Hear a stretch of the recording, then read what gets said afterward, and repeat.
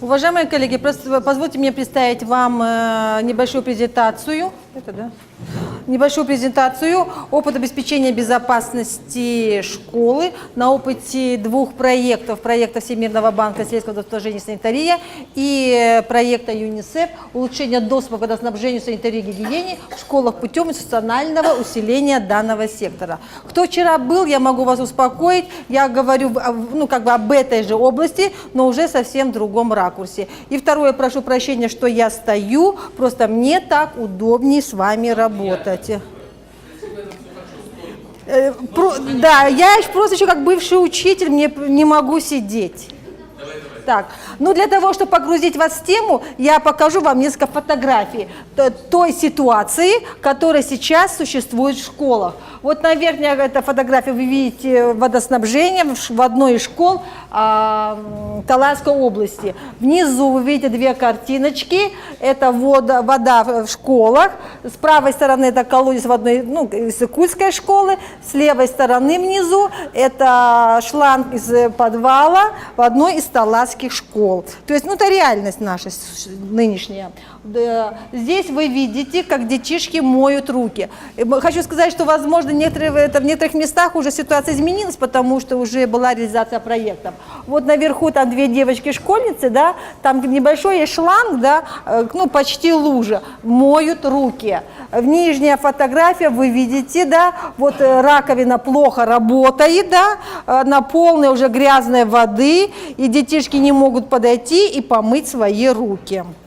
Далее, вот здесь я покажу вам один из вариантов. Это уже было в одной из школ Иссык-Кульской области, как вы здесь видите, да, тоже где детишки моют руки. То есть, смотрите, когда-то были краны с водой, но воды уже нет, поэтому школа нашла выход и приспособила вот эти умывальники. Я считаю, что школа замечательно поступила.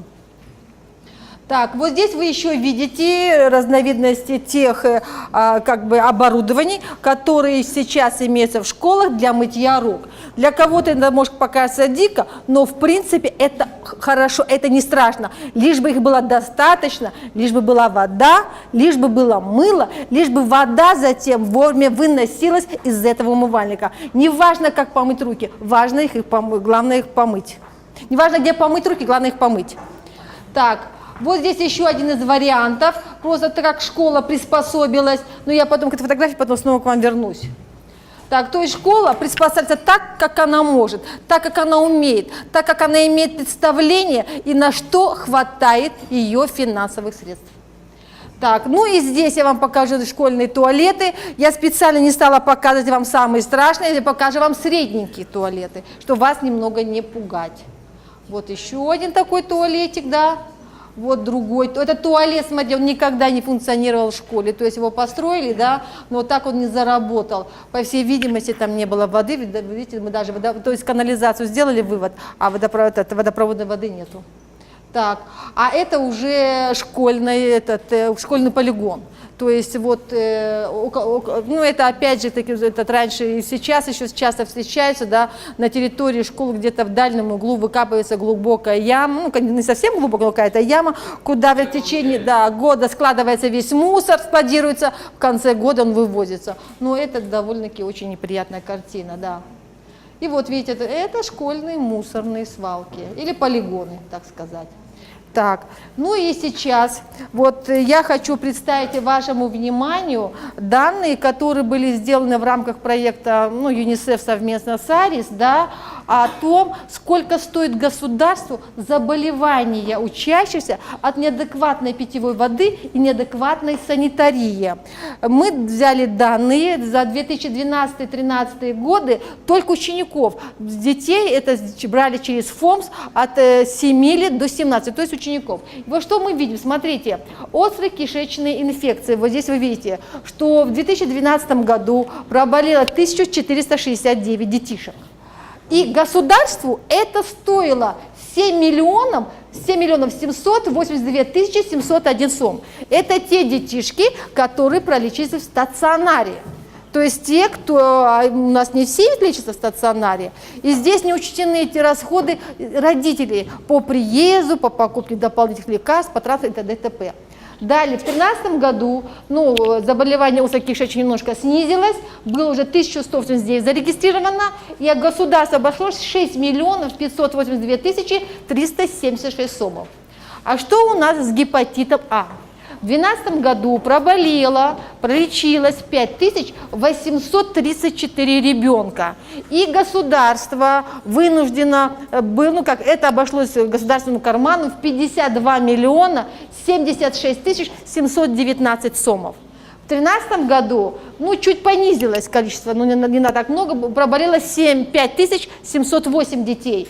И государству это обошлось 51 миллион 712 тысяч 389 сомов. Вот такая статистика небольшая. Так. Сейчас я вас хочу немного ознакомить со стандартами ВОЗ, Всемирной организации здравоохранения и ЮНИСЕФ к водоснабжению, санитарии в школах в условиях нехватки денег. Когда не хватает денег, какие стандарты предлагает ВОЗ и ЮНИСЕФ. И эти стандарты, они сейчас по всему миру начинают уже становиться национальными. То есть те страны, где нет своих национальных стандартов, они за основу берут стандарты, разработанные ЮНИСЕФ и ВОЗ. Так, первый стандарт – это качество воды. То есть вода должна быть безопасна для приготовления пищи, личной гигиены, уборки и стирки. И здесь предлагается 5 индикаторов качества воды. Первое, это должен быть, первый индикатор – это микробиологический состав питьевой воды. Что это значит? Это значит, что кишечные палочки или термостойкие колиформные бактерии не должны быть обнаружены в 100 мл любого образца. Второй индикатор – очистка питьевой воды. Это значит, что питьевая вода из незащищенных источников должна быть обработана с целью обеспечения микробиологической безопасности. Но обработки бывают разного вида, то есть на возможности самой школы. Третье требование, или третий индикатор качества питьевой воды – это химическое и радиологическое качество питьевой воды. То есть вода соответствует рекомендациям ВОЗ по контролю качества питьевой воды или национальным стандартам, касающимся химических и радиологических параметров. Четвертый индикатор – это органолептические свойства воды. То есть вода не имеет вкуса, запаха или цвета, что препятствует употреблению воды. И этот пятый индикатор – это вода для других целей. То есть вода, которая не соответствует стандарту качества питьевой воды, она может использоваться только для уборки, стирки или санитарии. Так. Следующий параметр по стандартам, следующий параметр стандартов – это количество воды. То есть воды должно быть в достаточном количестве для того, чтобы она была доступна для питья, для личной гигиены, приготовления пищи, уборки и стирки. Итак, здесь первый индикатор – это требуемый минимальный объем воды. Для школ должно быть 5 литров на человека в день на каждого ученика и персонал. Далее, для школ-интернатов необходимо, чтобы было 20 литров на человека на каждого школьника или персонал, проживающих в интернате. И 5 литров на школьника или персонал, если они не проживают в интернате. Далее, тем не менее, еще требуется дополнительное количество воды. Это для смыва унитазов 10-20 литров на человека в день. Для ручного смыва 1,5-3 литра на человека в день. И для подмывания 1-2 литра на человека в день. Так. Следующий, допустим, стандарт, который предлагает ВОЗ и ЮНИСЕФ, это устройство для питьевой воды и доступ к воде. То есть эти устройства должны быть доступны и должен быть обеспечен доступ к этим устройствам в течение всего пребывания ученика в школе. Так, Что это? Первый индикатор – это устройство для мытья рук доступны в критических точках в пределах школы, особенно туалетов и кухонь. То есть не просто, чтобы это была вода, а именно там вот критические точки. То есть на кухне, где приготовится пища, нужно помыть руки обязательно. И, допустим, на пути от туалета, допустим, в школу, чтобы тоже была вода, чтобы ребенок шел и тоже мог помыть руки. Устройства для питьевой воды должны быть доступны как для сотрудников, так и школьников постоянно. Далее предполагается, что должна быть одна душевая кабина на 20 пользователей в школе-интернате, включая школьников и персонал. Отдельные душевые кабины должны быть предназначены как для персонала, так и для школьников, а также отдельные душевые кабины для мальчиков и девочек. Или попеременное использование этих душевых кабинок. Далее обязательно необходимо, чтобы были стиральные машинки, стиральные средства, горячая вода, раствор хлорка должны быть в школах-интернатах. Это говорит о том, что устройство для питьевой воды и о доступе к воде. Так, следующий, допустим, этот стандарт – это туалеты, не просто туалеты, а туалеты с достаточным количеством унитазов и очков, доступные, с отдельными кабинками, чистые, соответствующие культурным особенностям, предусмотрены для школьников и персонала отдельно. Вот я вчера озвучивала кое-какие цифры, то есть вот эти стандарты ВОЗ мы как бы уже приняты в нашем Санпине. Например, для девочек предусмотрено, что вот один унитаз должен быть на 20 девочек.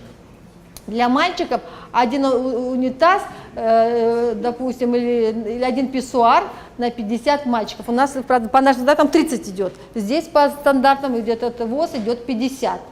И должна быть отдельная кабиночка для девочек и мальчиков с ограниченными возможностями. Далее, наружные туалеты должны находиться на расстоянии не более 30 метров от здания школы. Туалеты должны обеспечивать приватность и безопасность. Туалеты должны подходить к культурным и социальным условиям. Должны быть раздельные туалеты для мальчиков и для девочек. И размеры унитазов и очков должны соответствовать возрасту и росту детей. Далее, туалеты должны быть чистые, и чтобы они легко убирались или чистые, или чистились. В туалетах или рядом должны находиться устройства для мытья рук.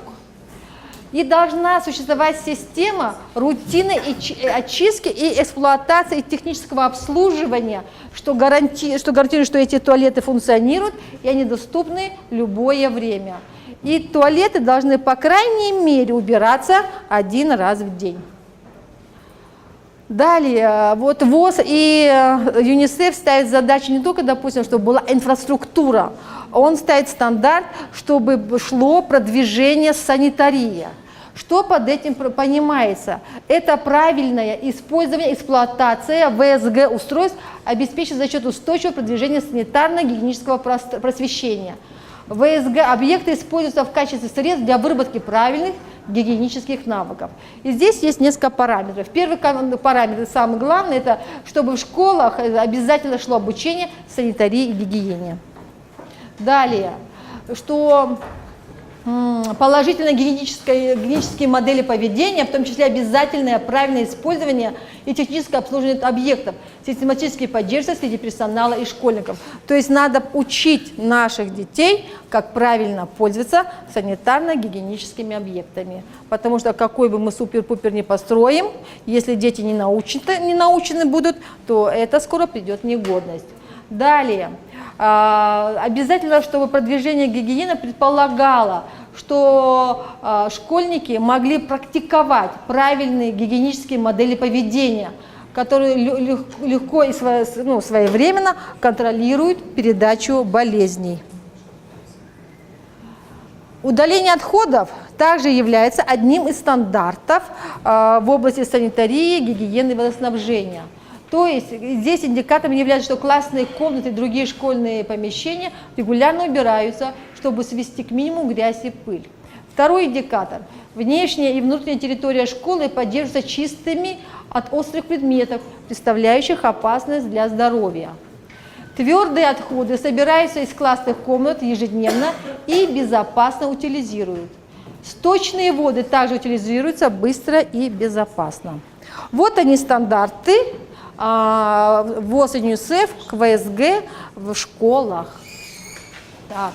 А сейчас я хотела бы вам привести несколько примеров, как шла реализация, рассказать о подходах реализации программы ВСГ в школах, которая была сделана в рамках 2 проектов Всемирного банка и ЮНИСЕФ.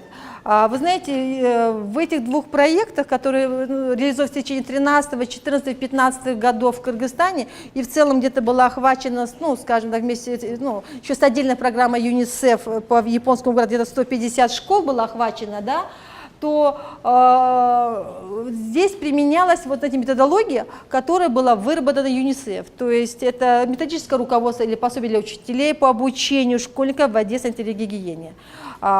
Использовался пакет документов для мониторинга, который проводился в школах, как проводить его, там было 3 вида мониторинга. И подход, который получил название «Трехзвездочный подход», который позволял реализовывать программу ВСГ в школах. Но вот сам механизм реализации или внедрения методологии разработанной ЮНИСЕФ был как бы разработан, апробирован, сделан Арисом.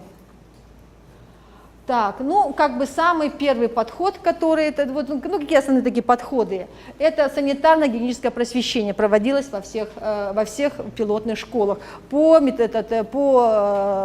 опять же, повторяю, по пособию, разработанному ЮНИСЕФ. Далее, обязательно было вовлечение учащихся в процесс санитарно-гигиенического просвещения, то есть старались детей вовлечь в данный процесс. В ходе был такой подход, как выработка правильных гигиенических навыков. Далее был один из подходов, это институционализация программы ВСГ в школах. Далее это была проведена мобилизация родителей учащихся и был как бы апробировано внедрение трехзвездочного подхода. Так. Вот здесь с левой стороны вы видите этот учебник, который вы можете, вот вы, наверное, получите, вот так вот этот учебник выглядит, это юнисеф, и флеш-карты. С правой стороны вы видите, есть такой как бы прибор, называется глогерм. Он как бы такой очень хороший, такой как бы...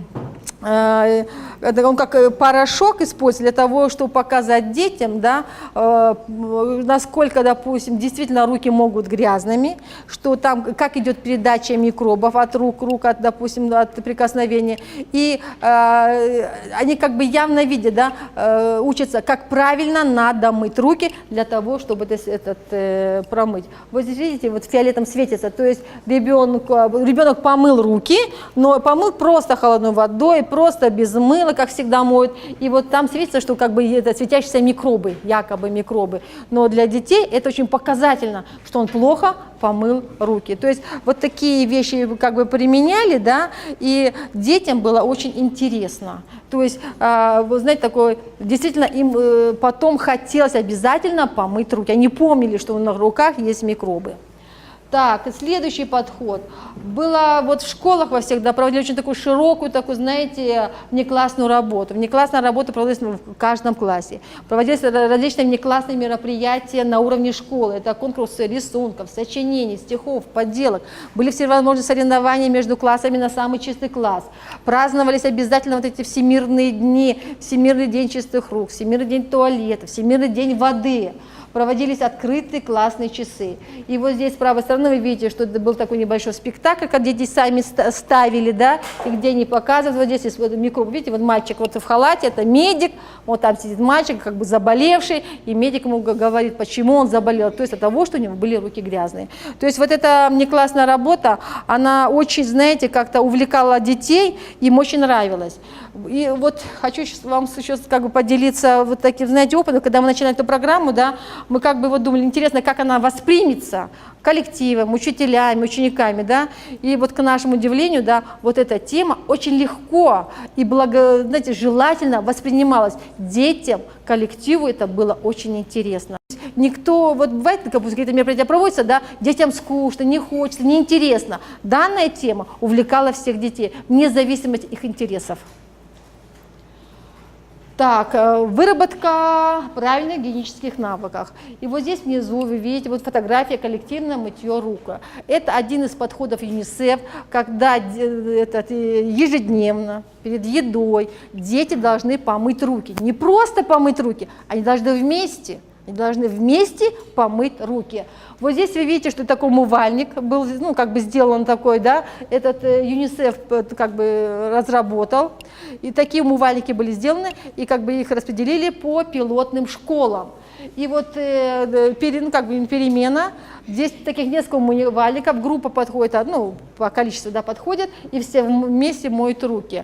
Вот это коллективное мытье рук, да, оно очень сильно закрепляется в памяти. То есть, когда что-то вместе делаешь, да, это не так скучно, это интересно. Тем более дети, да, они, и дети, и учителя, они такие творческие люди, да, они придумали речевки, какие-то песни, какие-то стихи придумали, да, что они не просто все там как бы толпой шли мыть руки, да, а это было, знаете, с каким-то вот таким воодушевлением, то есть какая-то мотивация была им идти и мыть руки. То есть детям это было в радость и в интерес. И вот коллективное мытье, если, допустим, есть ведь, говорят ведь так, да, если 21 раз что-то сделаешь, да, допустим, то появляется какая-то привычка. Если 91 раз повторишь, то это закрепляется на всю жизнь. И вот мы, когда работаем, говорим, попытайтесь 21 день подряд постоянно подводить их к этому умывальнику, и потом дети сами захотят подойти к нему. Но так оно было, я позже вам покажу одну фотографию, тоже интересную. Так, что же подразумевало, какие мероприятия подразумевались под институциализацией программы ВСГ в школах? Ну, во-первых, во всех наших школах были планы проведения внеклассных часов. То есть учителя составили, не просто составили план, какие уроки, они в этих планах были закреплены даты, когда какой урок пройдет. И мы в рамках проекта просто отслеживали, допустим, по месяцам, сколько уроков прошло в той или иной школе. То есть наша была задача, чтобы 10 уроков прошли за целый год. И мы как бы это постоянно отслеживали. И были планы, кто-то вел, допустим, в тетрадях, кто-то их записывал в журнал, эти уроки. Но уроки все они проходили. Далее, у учителей был план проведения внеклассной работы по ВСГ. У каждого учителя был дополнительный план внеклассной работы. Кроме того, школа сама разработала свой план работы в школе по ВСГ. Далее, во всех школах были созданы ВСГ-клубы, или мы называли ВОШ-клуб, потому что это как бы глобальная инициатива ВОШ-клуб. ВОШ-клубы мы создавали на базе школьных парламентов, то есть мы не стали заново создавать, мы просто укрепили ту часть парламента, которая отвечала за здоровье. Это там был у них министр здравоохранения. Как правило, в школьном парламенте один министр. Так вот, за счет, допустим, членов, допустим, этого ВСГ-клуба, вот этот сектор ВСГ, да, школьного парламента, был значительно укреплен. В наших школах мы проводили мониторинг ВСГ состояния силами учащихся. И у нас была методология ЮНИСЕФ, я потом ниже покажу это вам книгу, да, по которой мы обучили учащихся, учителей, и они потом как бы проводили мониторинг вот, состояния ВСГ в школах. В рамках своей работы мы создали ВСГ-комитет. Что такое ВСГ-комитет? Мы все знаем, что есть родительские комитеты. Сейчас созданы попечительские советы. И что вот и в родительских комитетах, и в попечительских советах был один человек, который как бы отвечал за хозяйственную сторону школы. Мы опять же укрепили вот эту часть попечительского совета, родительского комитета. Был там человек, мы проводили собрания и доукомплектовывали, допустим, как бы сделали комитет, куда входили представители, допустим, АИЛ, в частности, в основном это были соцработники. Туда вошли представители сельского комитета здоровья, туда вошли представители родительского комитета или, допустим, школьного парламента. И вот этот ВСГ-комитет, да, он решал очень большие вопросы. Ну, конечно, мы его обучили, мы научились составлять его бюджет, они подсчитали, сколько, допустим, ему надо, допустим, денег минимально на то, чтобы было мыло, туалетная вода, туалетная вода, туалетное мыло, да.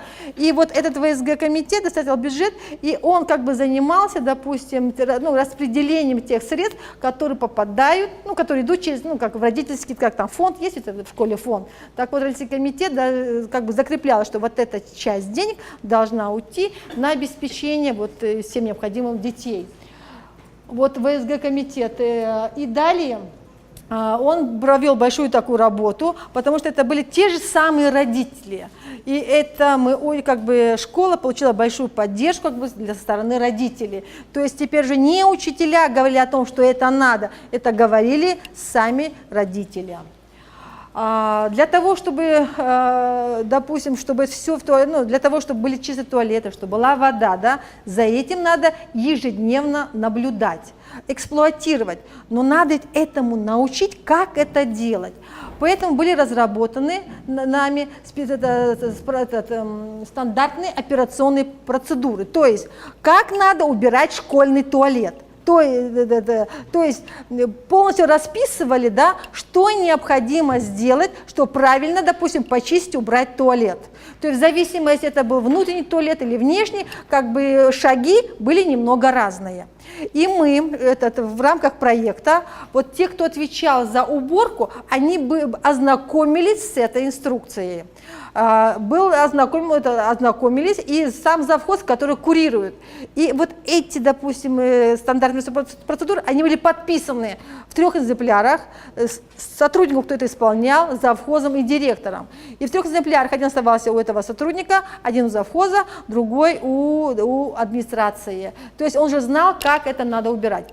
Там, где, допустим, были поставлены, допустим, скажем так, вот эти водонагреватели, то есть как надо обслуживать этот водонагреватель. То есть там, где были смыты туалет, то есть научили людей, не просто, допустим, раздали инструкцию, она всегда ведь бывает, допустим, да, как, допустим, инструкция, да, но мы поработали с ними для того, чтобы он понял, как же надо правильно работать.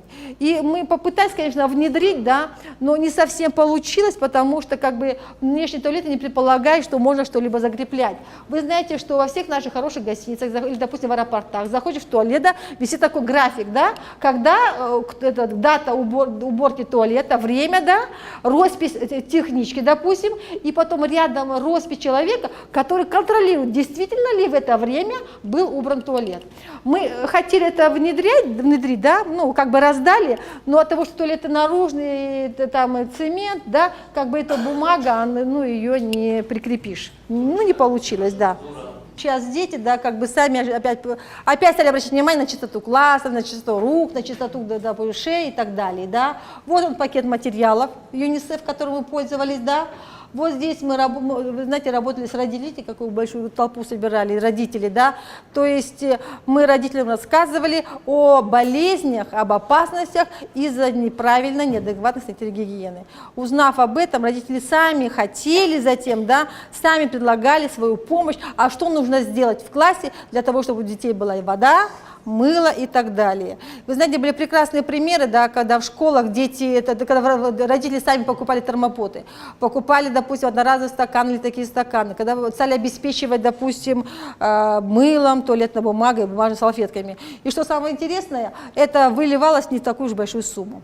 Вот одно практическое руководство по внедрению подхода к ВСГ, то есть подход, который мы апробировали.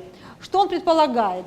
Данный подход предполагает, что любая школа, мы знаем, что школы разные, да, но любая школа с любым уровнем, она может внедрить минимальные уровни, допустим, необходимых стандартов для того, чтобы у детей была возможность попить безопасную воду, помыть руки после туалета, допустим, да, и нормально сходить в туалет. Вот здесь вы видите, допустим, есть как бы школа, где нет звезды, то есть пропаганды санитарии гигиены нет, и, допустим, инфраструктура есть, или она плохо функционирует. Это школа, где нет звезды. Далее, видите, есть, допустим, 1-звездочная школа, 2-звездочная школа и 3-звездочная школа. То есть вот эти улучшения, да, не обязательно сразу на высший уровень не придешь, но можно к этому подходить постепенно. Я просто, да, покажу сейчас вам под фотографией, да, что было сделано, да. Нет, вот такой был туалет до и стал такой. Вот внизу, допустим, вот такая была комната, дальше вот такая комната для мытья рук. То есть вот такие внешние туалеты были, посмотрите, внешние туалеты, отдельные приватные кабиночки, то есть вот таким образом. И вот самое интересное, да, провели мы, допустим, обсчет, во сколько же обходится, допустим, да, Сколько надо, допустим, школе денег для того, чтобы было ежедневно было хоть, ну, минимальное. То есть, если использовать жидкое мыло, то нужно 211 сом надо было. Если твердое мыло, то 258 с одного ученика. Да, то есть, получается, они сами говорят, что это не проблема, это можно обеспечить. Так, вот здесь, видите, дети тоже, это уже школы, да, которые сами да, не получили помощи на инфраструктуру, но сами что-то сделали для того, чтобы у детей была возможность помыть руки. Так, и вот я хочу обратить внимание вот на верхнюю картинку с левой стороны, видите, мальчик, да, я случайно поймала, я приехала в одну из школ, да, и вот мальчик вышел из туалета с того угла, да, и он, знаете, вот сам подошел, помыл ручки, вытащил этот платочек, вытирает руки, то есть это уже начинается вырабатываться навык.